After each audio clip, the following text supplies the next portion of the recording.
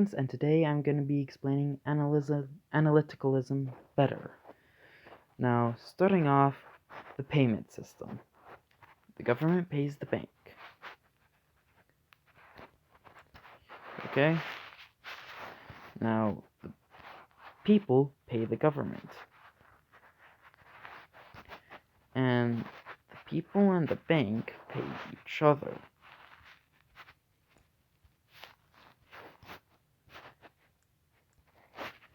Okay?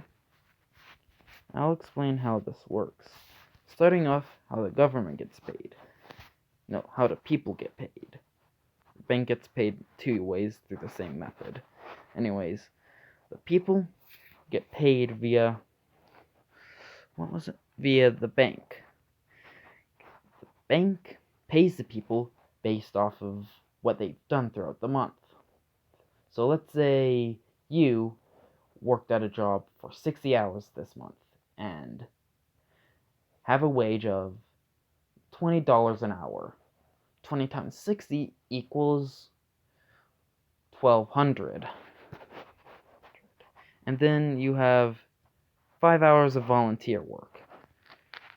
Now in this society, you do get paid for volunteer work.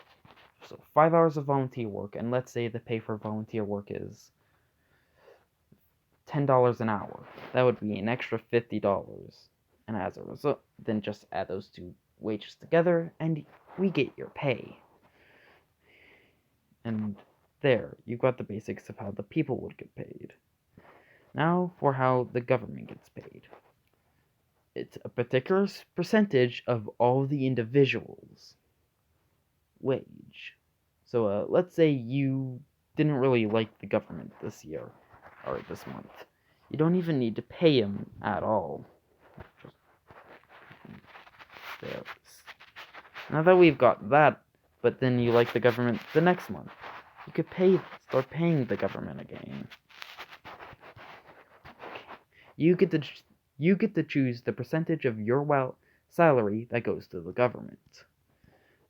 Now, everyone pays the bank because the bank pretty much gains a certain percentage of money based off of per purchase or per finance. So let's say the government spends $100 on military.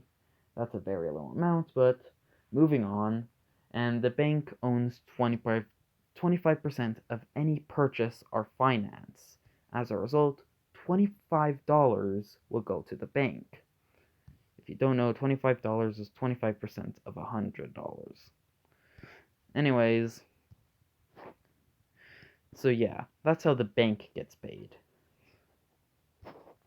Now, moving on to other stuff, like moral concerns, like wouldn't this have the same economy type form as, what was it, capitalism?